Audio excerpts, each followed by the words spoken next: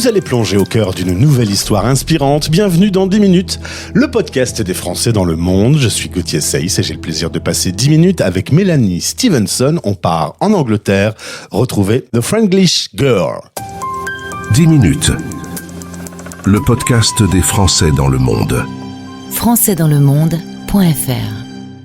Avec une belle grande communauté de Français sans doute qui la suivent de loin. On retrouve Mélanie, elle est à Bristol et elle va nous raconter son histoire, son parcours. Bienvenue sur l'antenne de la radio des Français dans le monde. Bonjour Gauthier. Habitué à parler aux gens, hein, t'as une belle grande communauté de 15 000 followers, donc t'exprimer et tout ça, ça devrait être facile pour toi. Ouais, on pourrait croire quand on fait des vidéos sur Instagram qu'on est à l'aise avec ça, mais non, c'est quand même intimidant, même encore aujourd'hui. Mais je suis quelqu'un qui aime bien sortir de sa zone de confort, donc j'essaie de pas laisser ça m'arrêter. Eh bien écoute, on va revenir sur ton parcours qui commence dans un petit village près de Nancy. Tu vas faire toutes tes études, du primaire jusqu'à prépa en Lorraine. Et là, tu te dis qu'il y a un truc qui te passionne malgré tout, au-dessus de tout, c'est l'anglais. Mais tu sais pas pourquoi. Ouais, depuis que j'ai commencé les cours d'anglais en 6e, ça a toujours été ma matière préférée. Je me l'explique pas trop. Je pense que je trouvais ça juste fascinant que des gens utilisent des mots différents pour s'exprimer et de se dire, ça c'est la traduction de tel mot, et j'avais juste envie de connaître la traduction de tous les mots et puis j'ai fait ça au fur et à mesure jusqu'à vouloir pousser l'exercice de devenir bilingue plus loin en allant vivre à l'étranger. En effet, dans une école de commerce, tu vas étudier à la moitié de ton temps en anglais et faire un semestre aux USA, à Bristol aussi. Bristol te court après, toi. Hein, c'est rigolo, ouais. Quand il y a une ville qui s'appelle... Est-ce qu'il y a d'autres endroits dans le monde qui s'appellent Bristol ? Il va falloir y vivre aussi. Je sais pas, ouais. C'est une grosse coïncidence que je sois allée étudier à Bristol aux États-Unis. Et maintenant, je me retrouve à Bristol en Angleterre, ouais. Grosse coïncidence. Souvenir de cette vie aux USA pendant quelques mois ? Ouais, c'était, c'est vraiment ce qui a planté la graine de vouloir repartir à l'étranger.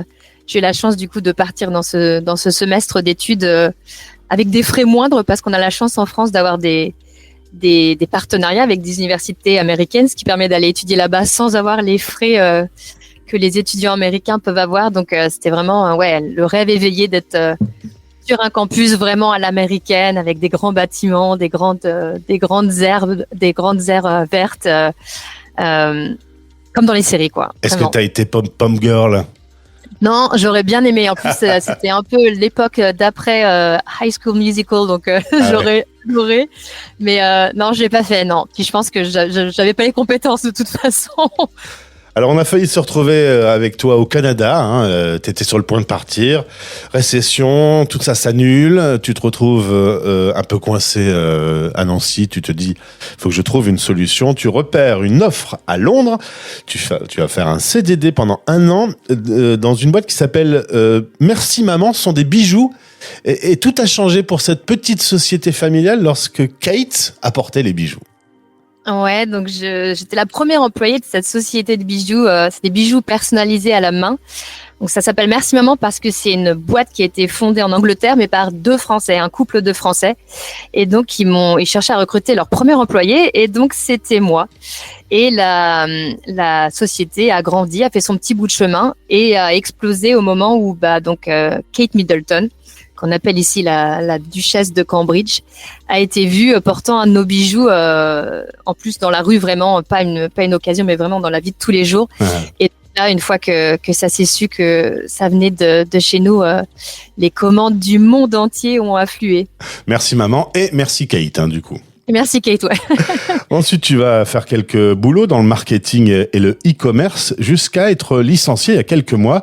Alors, un petit mot justement, on parlait hors antenne de la différence entre les Français et les Anglais. Souvent, les Français ont du mal à se rendre compte qu'on est dans une société qui est quand même plutôt avantageuse. Il y a tout un dispositif de chômage en France. Rappelons comment ça fonctionne lorsqu'on est licencié en Angleterre. Ouais, alors il y a pas vraiment. Il peut y avoir des indemnités chômage, mais il faut déjà avoir travaillé dans sa société depuis 2 ans. Moi, je travaille pour une start-up donc à Bristol depuis 1 an et demi et des brouettes, donc j'étais pas dans les 2 ans, donc j'y avais pas le droit. Donc c'est vrai qu'on se retrouve du jour au lendemain, au chômage économique, puisque moi, la société pour laquelle je travaillais a fermé ses portes parce qu'il nous fallait lever des fonds qu'on n'a pas réussi à acquérir en période de récession. Et donc, on se retrouve du jour au lendemain sans indemnité, sans revenus. Et du coup, il faut, comme on dit, se sortir les doigts pour passer à la suite. Ce qui est, je pense, parfois bien. Ça pousse à être plus proactif. Ouais. Et c'est vrai qu'il n'y a pas de filet de sécurité et qu'en France, on a quand même cette énorme chance d'avoir le chômage. À ce moment-là, tu vis à Bristol depuis 5 ans. Bristol est à 2 heures en voiture de Londres. Tu as un mari qui est anglais, qui ne parle pas français. Et un petit bébé qui a maintenant 5 ans, c'est plus un bébé maintenant. Juste un mot d'ailleurs justement sur le maintien du français à la maison lorsque le papa est anglais. Comment on fait pour que l'enfant soit quand même baigné dans cette culture ? Ouais, c'était source d'anxiété quand j'étais enceinte de me demander si j'allais réussir à transmettre ma culture française, parce que voilà, c'est quelque chose qui me tient énormément à cœur. Il était hors de question qu'elle n'apprenne pas au moins le français.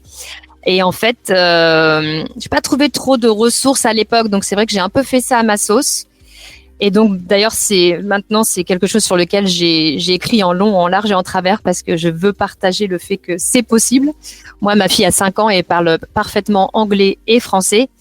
Et effectivement, comme mon mari ne parle pas français à la maison, je parle français avec elle que quand on est toutes les deux. Donc ça veut dire que quand mon mari rentre dans une pièce, on switch en anglais parce que je veux pas que mon mari se sente mis à l'écart dans sa propre maison. Normal. Et comme souvent, comme pour la radio des Français dans le monde, que j'ai créé parce que ça n'existait pas, tu as du coup lancé un compte Instagram, notamment pour parler de ces sujets, du bilinguisme et tous les sujets autour de la vie d'une Française en Angleterre. Et le compte s'appelle The Franglish Girl. 15 000 followers, dis donc, c'est vachement beaucoup, hein. Oui, ça m'a énormément surpris. En fait, j'ai commencé ce compte Instagram quand j'ai perdu mon travail au début de l'été dernier. Je postulais, bien sûr, j'envoyais des CV, je regardais les annonces, mais j'avais bien conscience qu'il fallait que je m'occupe aussi à faire d'autres choses dans la journée, au risque de devenir un peu folle, parce que voilà, postuler toute la journée, c'est quand même drainant psychologiquement. Et je cherchais depuis un moment quelqu'un qui parlerait de l'expatriation, mais notamment de l'expatriation de longue durée, parce qu'on parle beaucoup de l'expatriation de 1, 2, 3 ans. Mais quand on est là depuis 15 ans, on est presque plus immigré, mais je pense qu'on est beaucoup encore à s'estimer expat parce qu'on est vraiment encore très français et on sait que ça ne changera pas. Il y a des sujets qui changent parce que on n'a pas forcément l'option de rentrer en France, parce que son conjoint ne parle pas français, parce que ses parents vieillissent. Il y a plein de choses qui sont très différentes dans l'expatriation de longue date et sur lesquelles il n'y a pas forcément énormément de ressources, ou alors parce qu'il y a aussi des sujets tabous dont on n'ose pas trop parler et on n'a pas trop envie de s'épancher, surtout en ligne. Mmh. Et donc je me suis dit pourquoi pas m'essayer à ça. Et donc j'ai fait quelques vidéos au début de l'été que j'ai postées pendant qu'en fait j'ai repris un nouveau travail en freelance. Donc j'ai pas trop eu le temps de m'occuper de ce compte Instagram, mais j'ai posté ce que j'avais fait pendant mon temps libre. Et puis en fait, au bout de l'été, au bout de quelques semaines, j'avais 10 000 abonnés sur cette chaîne, à ma grande surprise. Et je me suis dit, il y a quelque chose à creuser, c'est que voilà, je suis pas la seule à vouloir parler de ces sujets-là. Alors visiblement, ça continue à prendre de l'ampleur. On le disait, 15 000 followers, une newsletter qui est envoyée tous les samedis. Il y a un site web également. Tu partages des astuces, des retours d'expérience, tous ces sujets du coup qu'on connaît bien sur la radio des Français dans le monde. Et c'est marrant que tu parles des sujets un peu dans l'ombre, les sujets un peu tabous. C'est vrai que dès qu'on est sur des sujets moins faciles, on a moins de ressources, c'est moins facile d'être éclairé. Donc tu tiens à aller notamment dans ces zones-là. Ouais, c'est pas toujours facile pour moi d'ailleurs. Ça veut dire me dévoiler. Alors après, je dévoile ce que j'ai envie de dévoiler parce que j'estime aussi que ça va aider d'autres, donc que ça a un intérêt de le faire. Je pense que c'est pour ça que ça peut manquer de ressources.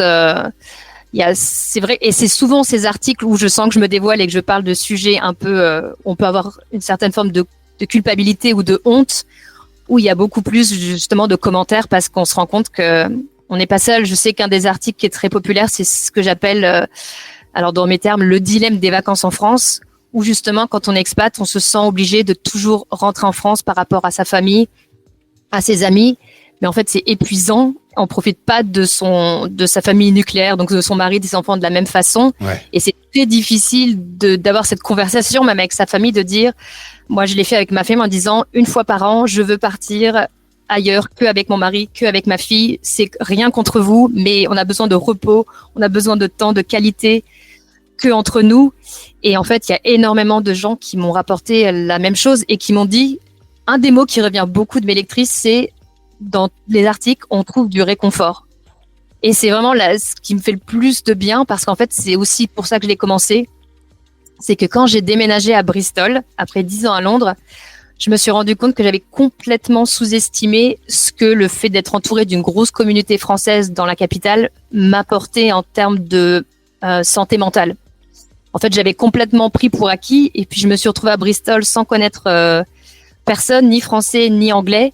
Alors en plus, juste avant la pandémie, donc ça n'a pas aidé à rencontrer du monde. Et je me suis rendu compte en fait qu'en étant isolée, même si j'avais un nouveau-né dont je m'occupais, et mon mari qui était bien sûr à mes côtés, eh ben en fait ça suffit pas. On a quand même besoin de se nourrir d'autres gens, de leurs expériences, de leurs anecdotes. Et ça m'a vraiment fait prendre conscience de ce que cette communauté des Français au Royaume-Uni, à l'étranger, m'apportait.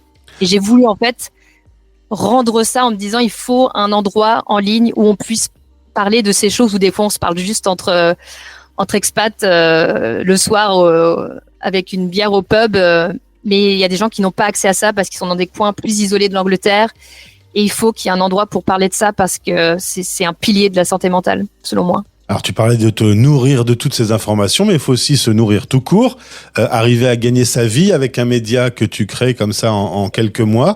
C'est facile ou pas? Enfin, je connais la réponse. Hein. J'imagine.